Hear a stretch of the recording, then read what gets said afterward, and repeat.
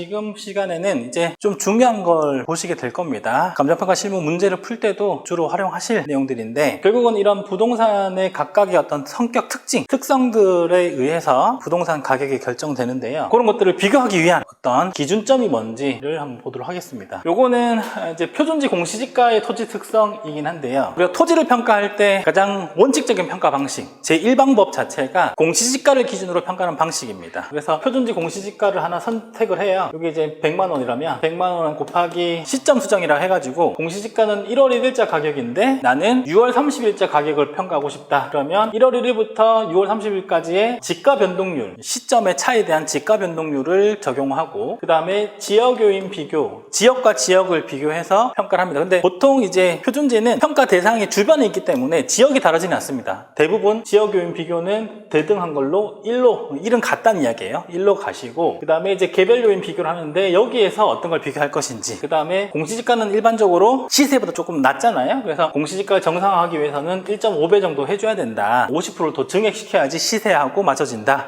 라고 해서 이제 그 밖의 보정을 통해서 감정평가액이 얼마라는 공시지가 기준법을 적용하시게 되시는데, 공시지가 표준지가 여러 개가 있는데, 물론 대표적인 걸 하나 치워놓지만 그 지역에는 뭐 100개의 필지 중에서 한 3, 4개의 표준지들이 있습니다. 표준지를 선정할 때의 어떤 기준이 있고요. 그 다음에 요 시가 변동률을 적용하는 기준이 또 있고, 개별 요인을 적용할 때 적용하는 기준들이 있는데, 그런 것들이 여기에 있는 이런 토지의 특성들을 기준으로 여러분들이 비교하게 되실 거다. 그래서 한번 예를 한번 보시면, 표준지 공시지가가 하나 있는데 역삼동 601번지의 면적이 493.9이고 지목이 대지인데 위치가 뭐 여기에 있다. 근데 걔의 용도 지역을 봤더니 일부는 일반 상업지역, 자, 용도 지역 잘 모르시는 부분이 있을 겁니다. 그래서 일단은 듣고만 넘어가실게요. 뒤에서 설명드릴 거고, 또 앞에서 말씀드린 것처럼 1차를 공부하시지 않은 분들은 기본 지식 특강을 좀 보셔가지고 가시기 바랍니다. 그래서 용도 지역하고 이용 상황이 상당히 중요한데, 이런 거죠. 용도 지역이라는 건요, 나라에서 이 토지에 대해서 용도 지역을 결정해놔요. 그러면 용도 지역별마다 건물을 지을 수 있는 높이, 용적률과 그 다음에 어떤 종류의 건물을 지을 수 있는지를 특정을 해 놓습니다. 그러니까 예를 들어서 이제 이런 도시가 있는데 여기에는 일반 상업지역, 여기에는 2종 1주지역, 2종 일반주거지역, 뭐 이렇게 용도지역을 설정해 놓으면, 일반 상업지역에는 주로 이제 상업용을 지을 수 있는 지역인데, 뭐 용적률이라는 건 건물을 높이 지을 수 있는 규모를 얘기합니다. 이 정도 지을 수 있고, 2종 일반 주거지역에는 주로 주거용을 지을 수가 있는데 한 용적률은 300%다. 이렇게 이제 용도 지역에 의해서 사실 여기에 있는 땅과 여기에 있는 땅의 어떤 개발의 용적 또는 본질적인 토지 가치를 결정하게 되어 있습니다. 그래서 용도 지역이 상당히 중요합니다. 그래서 평가를 할 때는 용도 지역이 같은 표준지를 비교해서 평가를 해야 됩니다. 그래서 2종 일반 주거지역에 있는 대상을 평가하면서 일반 상업지역을 비교하면 안 된다는 얘기죠. 왜냐하면 너무나도 차이가 크기 때문에 그래요. 그래서 이 예를 평가하기 위해서는 2종 일반 주거지역에 있는 표준지를 써야 됩니다. 그래서 용도지역이라는 것은 결국은 본질적으로 토지 가치를 결정하는 요인이기 때문에 주변에 있는 표준지 중에서 같은 용도 지역에 있는 표준지를 기준으로 평가하게 돼 있습니다. 그리고 이 2종 일반 주거지역을 조금 가지고 오면, 여기가 이제 2종 일반 주거지역인데요, 예를 들어서 여기는 큰 대로변이다 라고 했을 때 평가 대상은 요 토지를 평가할 거예요. 자, 그런데 표준지가 얘와 얘가 있습니다. 그러면 어떤 표준지를 선정해야 될까요? 당연히 얘를 선정해서 평가해야 됩니다. 공시지가도 얘가 200만 원이라면 얘는 더 낮겠죠? 100만 원. 그런데 물론 이제 위치적으로 봤을 때 누가 봐도 이 대상 평가하고자 하는 얘가 더 유사하니까 얘를 선정할 텐데요. 이용 상황, 그러니까 이렇게 봤을 때 사실 이 토지들이 어떤 건물로 이용 중이고 있는지를 한번 살펴보면, 2종 일반 주거지역 내에서도 여기에 위치에 따라서 이 부분은 주로 상업용, 상가들이 들어가 있을 거예요. 뒷부분, 큰 대로변에서 안쪽으로 들어가 있는 이 뒷부분들은 주로 주택들이 들어와 있을 거예요. 이것이 이용 상황입니다. 그렇기 때문에 물론 위치적으로도 얘가 유사하긴 하지만 이용 상황 측면에서도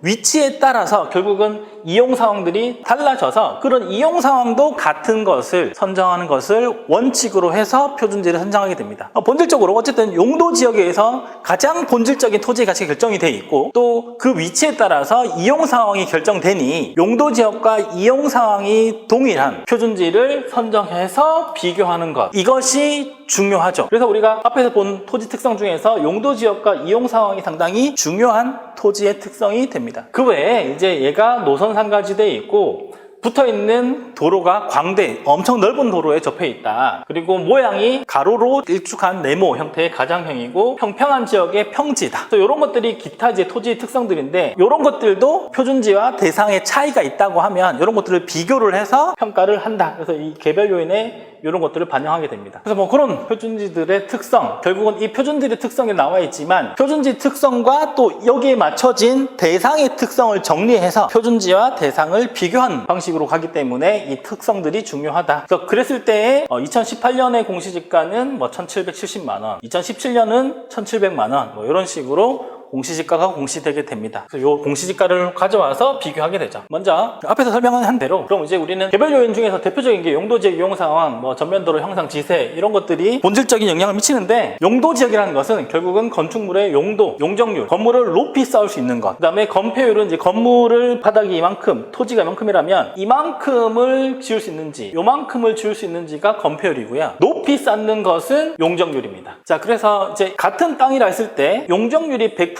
것과 용적률이 200%인 것 뭐가 좋나요? 당연히 이 땅이 좋을 겁니다. 그래서 이 용적률을 결정하는 것이 결국은 용도지역이란 이야기예요. 그래서 용도지역이 우리가 평가할 때 되게 중요하다. 동일한 용도 지역을 선정하는 것이 중요하다. 그 다음에 지금 보시면 일단 요 두 개만 한번 보실 텐데 용적률이 100%일 때 가득 1층만 지을 수 있는 방법이 있고요. 절반은 비우고 절반만 채워서 2층으로 지을 수 있는 방법이 있습니다. 그래서 용적률이라는 것은 토지의 면적분의 건물의 전체 연면적인데 토지 면적이 100이라 했을 때 100제곱미터라 했을 때 가득 채운다 100.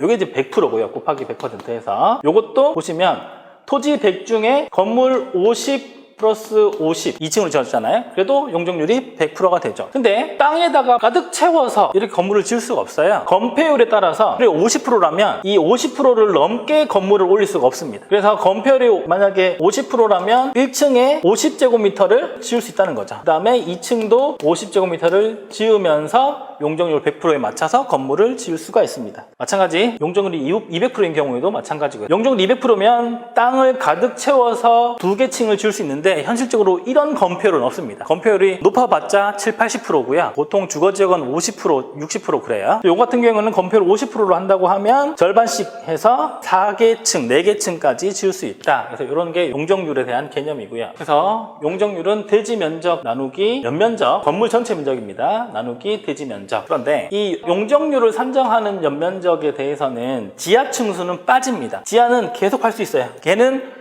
용적률에 산입되지가 않습니다. 그래서 우리가 이 연면적은 두 가지가 있는데요. 용적률 산정용 산정, 용적률을 산정하기 위한 연면적이 있고 그 다음에 건물 전체의 연면적이 있습니다. 자, 땅이 100제곱미터라고 해볼게요. 건물이 이제 1층 50제곱미터, 2층 50제곱미터, 지하 50제곱미터가 있다고 해보겠습니다. 그랬을 때 용적률을 산정하기 위한 연면적은 지하층은 제외합니다. 또 지상에서 주차장은 제외합니다. 옥탑은 제외하는데 어쨌든 구체적인 거는 차차 알아가시면 되고 이때 용적률을 산정하기 위한 것은 지상층만 적용을 합니다. 그래서 토지 100 중에서 50 플러스 50, 100 곱하기 100%로 하면 용적률 100%가 나오는 거죠.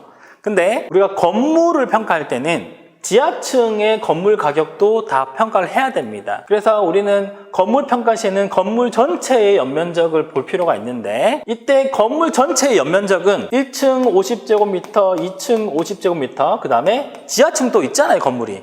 그래서 50제곱미터, 그래서 150이 됩니다. 그래서 요거는 전체 연면적은 150이지만 이걸 가지고 용적률을 산정하지는 않습니다. 건폐율은 눈치가 좀 빠르신 분들은 이미 아셨을 텐데 대지 면적 대비 건물을 지을 수 있는 평면적인 거, 입체적인 게 아니고 평면으로 봤을 때 이렇게 토지가 있으면 요만큼을 건물을 질 수 있다. 이거는 건폐율 50%다. 그러면 토지 면적이 100제곱미터면 위에서 이렇게 봤을 때 건물이 안 쳐져 있는 면적 자체가 50제곱미터를 넘을 수가 없다. 이것이 건폐율입니다. 그렇게 보시면 되고요. 용도지역은 용적률과 건폐율을 결정한다는 측면에서 제가 설명을 드린 거고 다시 용도지역에 대한 분류들은 뒤에서 다시 설명을 드리겠습니다. 그리고 용도지역과 이용 상황은 관련성은 있다. 그 정도로 보시고 기타 이제 뭐 전면도로 형상 지세 이런 것들을 볼 텐데 얘들 중에서 뭐가 제일 좋을까요? 땅 모양이. 이 동네의 수준이 지가 수준이 100만 원에서 뭐 120만 원이라면 어떤 토지가 가장 가치가 좋을까요? 저 같으면 얘가 제일 좋을 것 같아요. 도로에 많이 접해 있고요. 건물을 이렇게 지으면 여기에 사람들이 많이 들어앉을 수 있는 또는 광고성, 가시성이 좋잖아요. 저 같으면 이거 선정하겠습니다. 물론 이제 주택은 조금 다른데 상업용 같으면 무조건 얘가 유리하죠. 그 다음에 세장형은 그 다음인 것 같고요. 사다리형은 건물 모양이 좀 삐뚤어지잖아요. 사다리형은 조금 안 좋은 편이다. 그래서 어떻게 보면 이제 정사각형, 얘를 이제 정방형이라 하는데, 정방형, 세로로 장방형, 가로로 장방형, 세장형, 가장형이라고 합니다. 뒤에 다 나옵니다. 그래서 이런 형상에 따라서도 구체적인 가치의 차이가 발생한다는 이야기예요. 그래서 얘는 120만 원이라면 얘는 110만 원, 얘는 100만 원 이런 식의 차이가 있다. 그래서 우리는 토지의 특성을 계속 배우는 거다. 뒤에서 또 말씀을 드리는 겁니다.